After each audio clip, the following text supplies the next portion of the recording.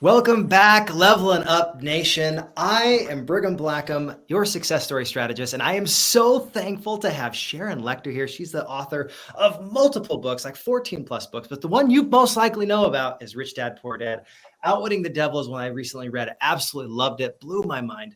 She is a phenomenal entrepreneur. She's got a laundry list of accolades, but today I want to actually talk about why not become an authority from whatever place you are in your business as an entrepreneur, as a real estate investor. We want to figure out how can you not just become an expert, but become the authority. And I love how she talks about this. She's got such a spice of life, and I'm so grateful to have you on the call today, Sharon. How are you doing today? I am fantastic, Ruben. Thank you so much. I'm just delighted to be with you and your incredible team. Your audience is wonderful. Oh, I appreciate that. Well, let's start off with this. While I was reading 3 Feet from Gold, and I've read, Think and Grow Rich, there is this idea of a letter of recommendation from somebody. And one of the things that stuck out to me while I was reading those books was how that opens doors. So as a beginning person, doing your best to get your foot in the door, making sure that you're building authenticity and building your credibility. What types of letters of recommendation have you been able to receive? And how did that help you write the 3 Foot from Gold book? Well, I teach the power of association, Brigham, and that's been a part of my success from the very beginning of my business. When I started the kids talking book industry, we had a new technology back in the 80s when kids did not have technology. And so we found the way of going in and getting licensing deals with Disney, Warner Brothers, Sesame Street. So that power of association is very, very important.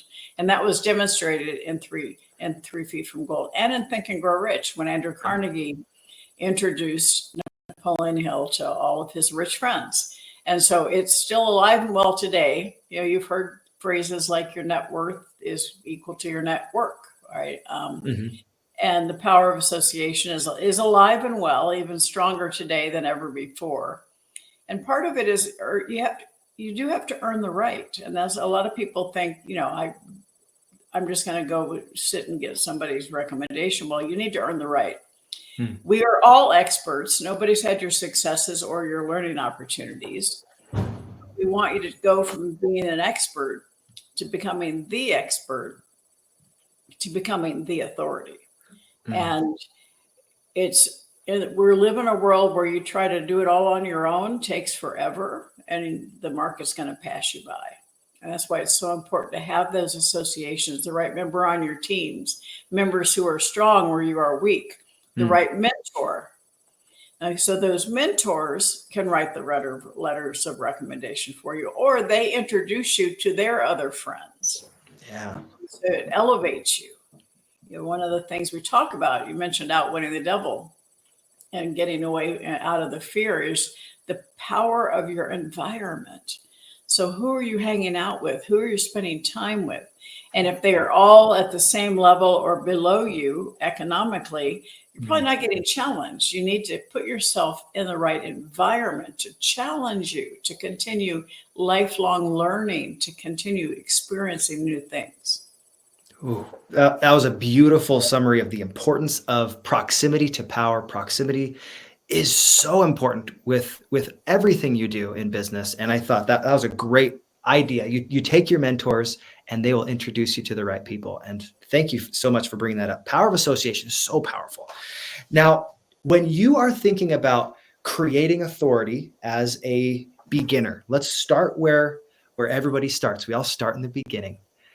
What have you done to be able to recognize your expertise, expand that expertise so that you can become the authority, not just an authority, and then not just become an expert, become the expert all the way up to that becoming the authority, like you said?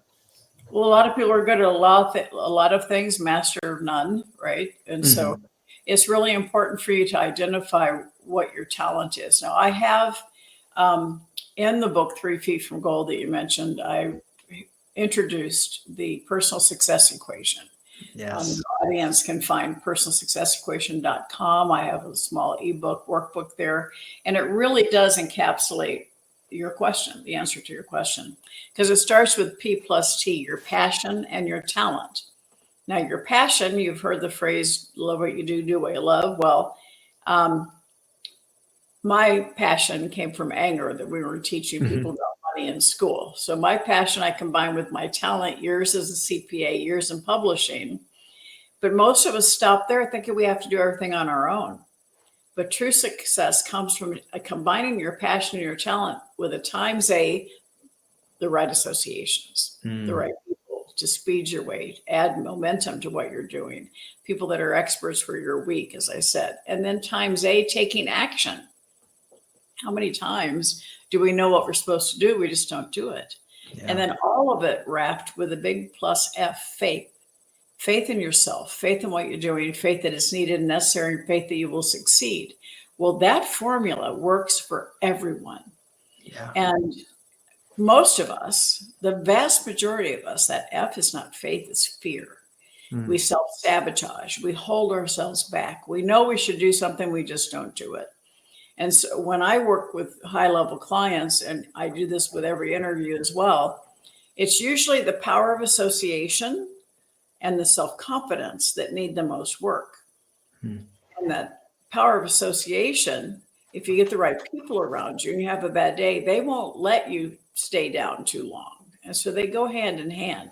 And so I always challenge people to think about who you're spending your time with. What's your environment? Do you need to add some new people that will challenge you, that will help you elevate to the next level? Beautiful. Because when you associate with those people that push your mindset, skill set, and tool set to the next level, suddenly you feel like you can do it rather than feeling like, oh, I don't know if I can. I think that's a beautiful way to think about it. And plus, Brigham, when you are starting to make a move, you're expanding your authority.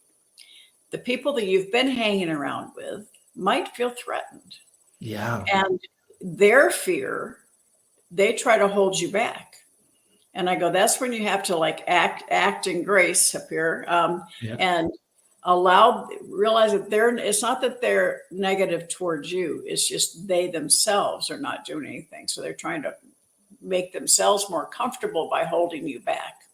And so put a little cone of protection on and keep moving forward.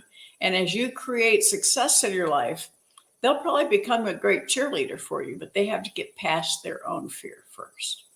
Wow.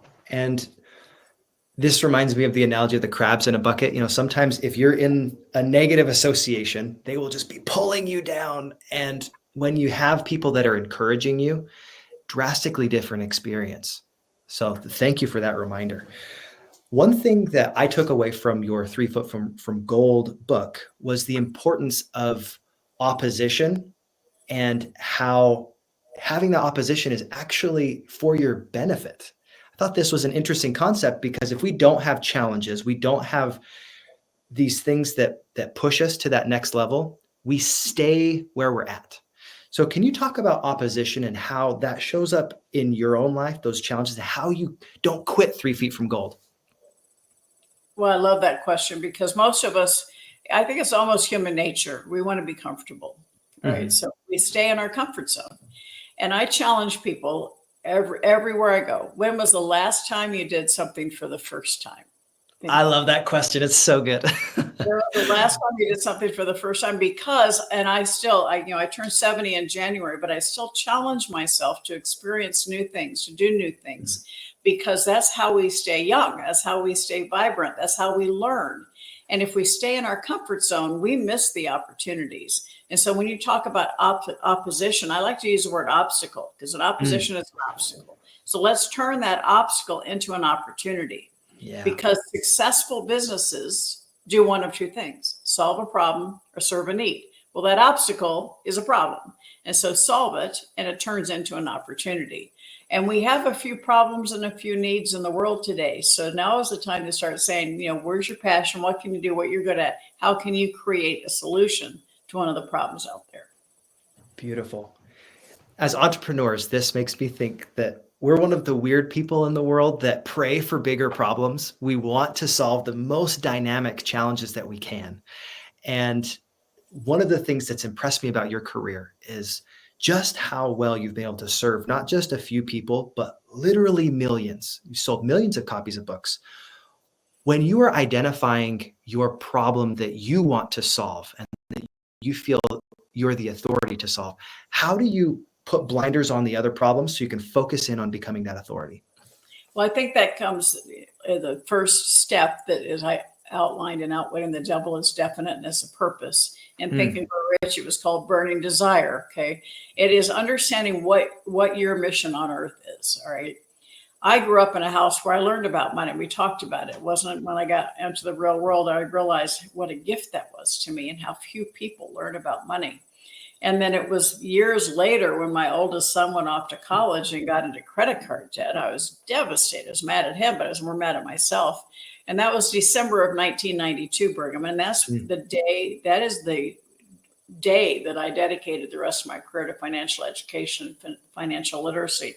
And I'm as passionate about it today as I was back then, because I know I have knowledge and I have a gift that I can help people understand how to get away from the employee mentality, exchanging time for money, understand the importance of buying, building, and creating income producing assets. That is my favorite word on earth, assets. And assets are sexy. And I say that older you get, the sexier they become. And that I believe that is my unique position. Most people talk about passive income, getting cash flow. I want to talk about the asset. Let's focus on the asset, because the asset generates the passive income and the cash flow. I love that. So when you are looking as a beginner, we've all got authority in certain ways, experiences in different ways, that if we put it together into the right asset, we could generate revenue. What are ways in the beginning that you were able to take some of your experiences, your stories, and put them in such a way that you created a digital asset or you created a book that was able to actually generate revenue? How'd you do that in the beginning? Well, in many different ways. If we're talking about books, I started the talking children's book industry, the books that had the sound strips down the side with the inventor.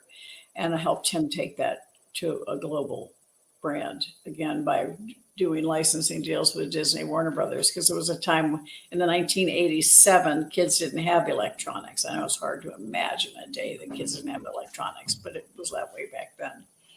And so we said, how can we get parents to trust us? And that was by doing these powers of association. And so that's when I really understood that it's so much easier to make a big impact when you use a tool as opposed to one-on-one. All right. And I've been a writer all my life, but my expertise was in accounting and math. But my 8th grade English teacher told me I'd be a famous writer. I thought she was crazy, but it just evolved into this. And then when my son got into credit card debt, I started working with school systems to bring financial education into the schools, and then to see the ability to impact more people. And this was before Amazon, before the internet. So we didn't have the internet. I couldn't go online and do what we're doing right here. So the only way to get to people was through bookstores, all right, or through magazines, through television, radio. And so that was, my goal was to impact as many people as I could. And when I met Robert Kiyosaki, he'd gone to my husband for some legal advice about patenting the board game cash flow. And I met him at a beta test, and I said, this is what I'm teaching. This is a great tool. And so I volunteered to help him commercialize it because I had the experience with a talking book company. And in the process, he told me he wanted to charge $200 for it. In 1996, that was pretty pricey. And I said, well, maybe you should write a brochure on the philosophy. And that's when he asked me to be his partner.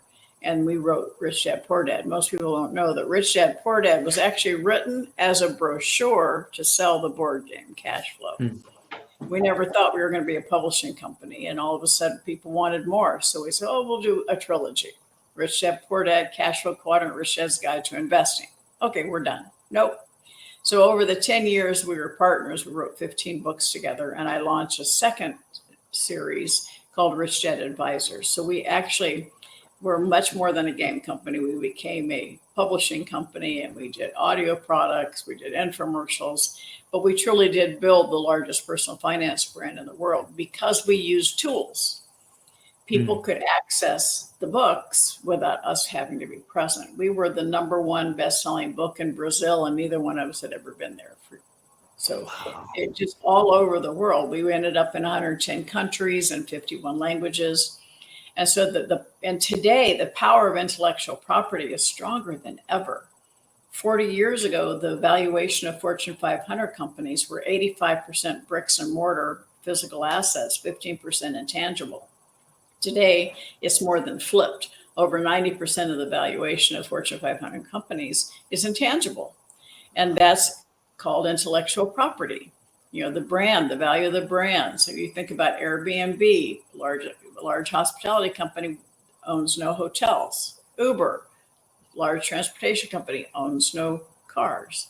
Amazon, right? So you just think about the powerhouses today and realize that it allows us a more level playing field. It's easier for little guys to compete with the big guys because we have this beautiful thing called the internet. Wow.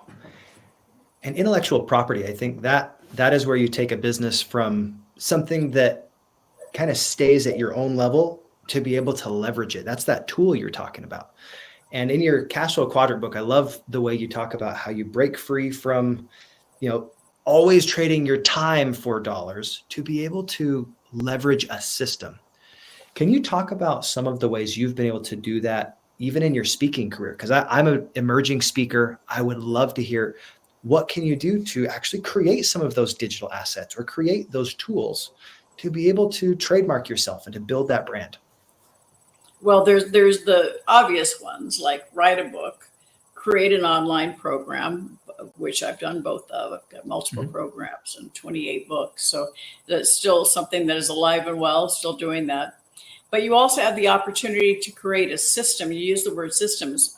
One of my also a favorite word of mine, because you can have a successful business, but is it sustainable and scalable? It's only sustainable and scalable if you have documented systems that will allow someone else to come in. And then you can take what you've created and license it to other people. That's how we grew Rich Dad. I didn't go to 110 countries. Companies in those countries came to us saying, we want to help spread the word. And so having something that can be duplicated, something that can be licensed to someone else, and have quality control and all that good stuff, but that allows you to truly scale and grow your impact. If I have like Play Big Movement, a private Facebook group, but it's about being #1 in your field, being that authority you're talking about, living your legacy. Because Brigham, your legacy is not when you die. It's you create your legacy every single day with every heart you touch, and creating maximum impact. So if you truly want to create maximum impact, you will duplicate yourself. You will duplicate your knowledge through acts in a way that people can access it 24/7, no matter where they live, and even in the language they want. And so it's so important to understand the power of intellectual property in today's world. Wow, phenomenal. So if I understand this concept with the way you're delivering it to me and the way I'm seeing it, don't just get your system down so that you understand it. You really want to make sure that you have put your standard operating procedures in a way that you can license it and let others step into those roles and start generating revenue, start generating income. And then your impact is not completely tied to what you can do. It's tied to what that system can do for those other people. Did I get that right? That was very well said. Yes. Wonderful. Now, when you are organizing events or you are connecting with other speakers, networking, what are some ways that you've been able to go and book more stages? What are ways that you've been able to connect with those people that are like the linchpins of your career? What have you done to do that? Well, I think part of it is you have to know when to say no. We're very guarded about what stages I go on. And again, that's power of association, power of who else is on the stage. and in what the organization is. And so it's really important to know your own core values and stick to them and be consistent. And as you elevate your own authority, that's what I talk about. How do you know you're an authority and not just an expert? Is when people start calling you, right? That tells you you've become the authority. And one of the ways to get from expert to authority is start interviewing other authorities in your field. And all of a sudden you're interviewing them, and all of a sudden you're seen alongside them. And you elevate your authority by doing that. So you're doing it with all these interviews that you're doing on your Leveling Up podcast. So you elevate yourself by highlighting other experts and authorities. I love that. One of the things that sticks out to me with being a speaker is as you solve more valuable problems and you can compact it into, I want to say, a codified manner, a simple system that others can follow, suddenly your message doesn't have to only come from your mouth. It can start to come from other people's mouths because they understand it, they consume the information, and then they're able to do something without you having to be present. So what are some of the ways you've been able to codify your stories or to take some of the experiences that you've had and make it so simple that other people can use it without you having to be present? Well, I mean, the greatest example of that is 28 books, lots of different audio programs. I think I have probably, 7 or 8 online educational programs where I've taken my knowledge and shared it in a way that people can access at the leisure of their own time and schedule so that they can learn from me without me having to be present. I've written college curriculums. I've written school curriculums. I do a lot of speaking, a lot of podcasts where it's recorded, and so it's accessible to communities that they can go back and re-listen to it. So anytime you have a way of participating in something that you know has long legs, you know that you're growing your impact, and that's really an important piece of it. And understanding also where you don't want to have, if there's an organization you're not sure about, it's probably better to not go there because you may not be able to control it. And the contract that you have I have an engagement, in a few weeks, and I won't sign their speaker's contract because it says they own my IP and in perpetuity. That's not going to happen. So, understanding what you're signing and understand what the relationship is very important, and define that up front. Yeah. And when you look at any contract that you sign, being able to say, I understand this and I agree with it. That's part of why people will go and talk to your husband. I mean, Michael's the authority on intellectual property. So if you're wanting to do that, go talk to him. He's definitely a gatekeeper. He's definitely a gatekeeper for me. And, my partner, Angela Chapman, she's also the one that if you're not going to get to me if you don't get through the two of them. So that's fair. Well, one of the things that I love asking people that have been on a lot of interviews is, what is one of the best questions you've ever been asked?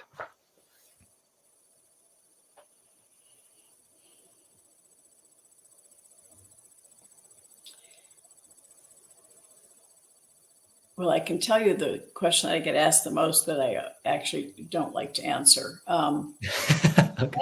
Best question I've ever been asked. I think, people say, what's the highlight of your career? And I always say the next one, because I think one of the biggest things I teach, Brigham, is that you don't look back.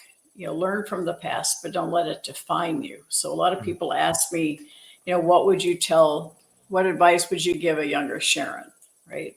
And I go, I appreciate the question. I get asked that question a lot. I said, but I wouldn't be who I am today if I hadn't had all my successes and failures along the way. And so, I kind of like my life, so I'm not going to give so if I had a piece of advice, it would be, you can do anything you want. And that's what my dad told me. You can do anything you want if you just work hard enough and you focus on what you want. And too many people focus on, well, what I should have done, what I could have done, instead of what can I do today to move forward. And so be present and understand that we are all where we are today because of the choices we made before today. If you want something different, something better, something more, start making different choices today. But a lot of people define themselves by the mistakes they've had in the past. I see it a lot, particularly women. We like carry our mistakes like an old sack of potatoes. But I go, a mistake is learning opportunity. A mistake is an occurrence, not a definition. And that is so hard for people to hold on to and understand. I don't know a single successful person, I know a lot of them, that hasn't had a few bloopers along the way. Success is not a straight line. And it's those bloopers that will give you education, on the street education in real life, that you will hopefully not repeat. And so, it's just next, okay, that happened. Now what do I do? Wow. As a speaker and as an entrepreneur, I feel like you're exactly who I want to be when I grow up. I mean, not necessarily like a wise white woman, but I would like to be that same idea of being able to contribute, write dozens and dozens of books, being able to help people, even if I'm not present. So I just want to say thank you for who you are, what you've done, and what you're continuing to do, because it has made a drastically good impact on me, and I know literally millions of people. What if you could identify one thing gives you cause to pause? This is an expression, wu wei in Chinese. It comes from the Taoist philosophy to be still and to pause and to think. What now gives you pause and lets you think about things that are meaningful to you now that you're looking back over an amazing career? What gives you pause to cause, or a cause to pause? Well, two things. One is when I get mad about something, I usually start another company. And so when COVID started and there was just so much negativity in the world, I started a daily motivational message to try and inject positive in every day into people. And I'm now close to 2,000 messages. And every single day, this message helps people just find that little hope, that little bit of, I'm fabulous. Every one of them, I have them end with, say it with me, I am fabulous, because we have way too much tension, negativity, polarization, and we have to combat that. And so that was my reaction to feeling angst and negativity. So I'm a very proactive person. So that's when I get mad about something, I take a moment and say, okay, Sharon, what can you do about it? And take time to reflect on, okay, what can I do? Because each of us has a lot more power than we think we do. And a matter of really making a contribution. I was raised by a dad that asked me every night, Sharon, have you added value to someone's life today? He's been gone close to 20 years. But I still ask myself that. Wouldn't the world be a better place if we all focused on adding value to other people's lives? But the second cause to pause for me is as I said, I turned 70 in January. So last year I was like really depressed, not looking forward to it. And a friend of mine said, Sharon, you're not turning 70, you're turning Sharon 7.0. I like that. Yes, all right. I like that. But it also was a learning opportunity, because I look at my life and I go, I have a whole lot more runway behind me than in front of me. And so how do I want to live my life? I know that I've established a legacy with everything that I've done and the financial education. I know I've made an impact on the world. Right now, I want to focus on how am I leaving an impact on my family. So I'm much more probably introverted, much more looking at how can I create that value and those memories for my family before I go to the next plane. So, wow. Thank you for sharing that. I think sometimes we focus so hard as entrepreneurs on growing our business that we neglect our family, or we neglect our vitality. One of the things I love with— it's hard to find too many billionaires that are still married to the same wife they started out with. And that's part of it is the fact that they do focus so much on building their empires that their family and their health suffers. And so it's like in Think and Grow Rich for Women, I have a chapter called One Big Life, understanding, I've made decisions in my life that cost me money, but they were for the benefit of my family, and I don't regret a single one of them. So what choices are you making as it relates to every aspect of your life? Wow. This reminds me of one of the choices that I made early on in my marriage with my wife. We have such a successful marriage because from day one, we said, we're not going to joke about divorce. We don't. Other people are joking about it. We don't, because we're fully committed. And if I'm 100% and she's 100%, we absolutely can know we're committed. People that get divorced and people that have, a great relationship, they typically often have the same type of problems. So for us, we focus on being willing to stay committed. It looked like you were going to say something. Go ahead. No, I like the fact that you did that. And that's, for me, I think that's a generational thing. I think your generation divorce is just like talked about a lot more. And it's like, I've never even considered divorce because we made a commitment to mother. We just celebrated 44 years together. But I think it's really important. And people always ask me, what's the secret to your long marriage? And it's really, you have to respect your spouse even more than you love them, because there are days when the love gets challenged and the respect gets up. And understanding that you can't change somebody else. You can only change how you react to them. And that level of commitment that you've just expressed with your wife is very important. And I see it missing in so many different, because they think, they can easily get out of it. And I think it's really important to make that commitment and to have shared values and to maintain the communication lines and not go into your own separate worlds. Yeah, open lines of communication, that is so important. Now, my word for this year, because I always choose a word for the year is guanxi, which is creating relationships in a system of communication. That word in Mandarin means a lot to me, and it's gotten deeper and deeper, that power of association, as I've been focusing on this. And I wanted to ask what one networking tip that you would give to someone to go and kind of get into doors that they normally wouldn't. What are some of those ways that you've been able to level up your associations and get into rooms where you are not the smartest person in the room or the wealthiest, but you're able to elevate yourself? Well, one of the things my husband and I, as I said, we do high-level mentoring. We host mentoring retreats at our ranch here in Arizona.